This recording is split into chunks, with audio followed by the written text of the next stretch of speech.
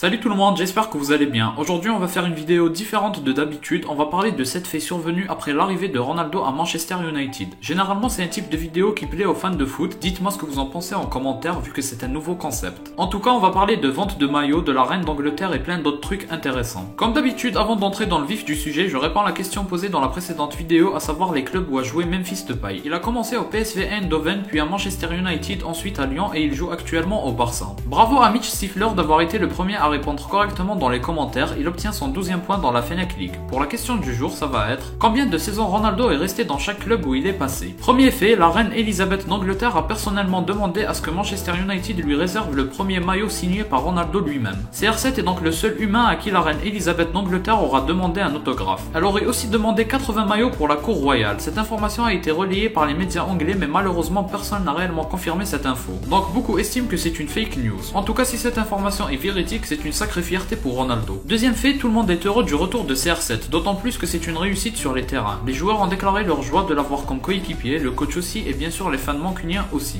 Dès l'annonce de l'arrivée de CR7 au club, les actions de Manchester ont grimpé en flèche. L'augmentation est estimée entre 5 à 10%, soit une valeur de 250 à 500 millions de dollars de bénéfices pour Manchester United, c'est tout simplement énorme. Troisième fait, Edinson Cavani portait le numéro 7 avant l'arrivée de CR7. Son arrivée a posé un sacré problème à Cavani. Certaines sources disent que le club a voulu le vendre pour libérer ce numéro et générer encore plus de ventes. D'autres sources disent que c'est Cavani lui-même qui a généreusement donné le numéro 7 à Ronaldo. C'est le numéro avec lequel Ronaldo a joué à Man U lors de son premier passage. Il a tenu à remercier Cavani en déclarant ceci: je n'étais pas sûr qu'il soit possible d'avoir à nouveau le maillot numéro 7, donc je voudrais dire un énorme merci à Eddie pour ce geste incroyable. Quatrième fait, la vente de maillots générée par CR7 est énorme. Elle aurait même dépassé le record établi par le PSG sur les ventes de maillots de Messi. Les gens font la queue presque tous les jours pour acheter le maillot de CR7 et certaines ne pourront recevoir leur commande qu'en octobre. C'est totalement fou. Les ventes auraient atteint les 45 millions les 12 premières heures, aucun autre transfert n'a suscité autant d'intérêt à Manchester United. Cinquième fait, autre record battu suite au transfert de CR7 à Manchester United. Le post Instagram du retour de CR7 a battu le record du nombre de likes reçus parmi les clubs sportifs. Il a même dépassé celui de Messi avec le PSG. Plus de 13 millions de likes. Sixième fait, encore un autre record battu par CR7. C'est le joueur le plus payé de Première Ligue, même à 36 ans. Ronaldo connaît sa valeur et les employeurs sont d'accord pour le payer autant. Encore une fois, sur et en dehors du terrain, il a montré qu'il en valait la peine. Il a été révélé qu'il gagnera 29 millions par an, dépassant Lukaku et De Bruyne. Septième et dernier fait, toute l'équipe de United est excitée par le retour de CR7. Notamment Pogba et Bruno Fernandes sont coéquipiers avec la sélection portugaise. Ils ont tous les deux déclaré de magnifiques choses à propos de Ronaldo, ils sont heureux de jouer avec les meilleurs joueurs. Ils ont aussi déclaré que l'enthousiasme, l'humeur et la motivation de l'équipe a considérablement augmenté depuis son arrivée. On termine avec un fait drôle, CR7 a été obligé de déménager après avoir vécu seulement une semaine dans sa nouvelle demeure. Pour quelle raison vous me direz? Vous n'êtes pas prêts, c'est le bruit des moutons au lever du soleil qui l'empêchait de dormir correctement. Incroyable ce Cristiano Ronaldo. Si vous avez aimé la vidéo, laissez un like et abonnez-vous pour me soutenir. Moi je vous dis à la prochaine, portez-vous bien.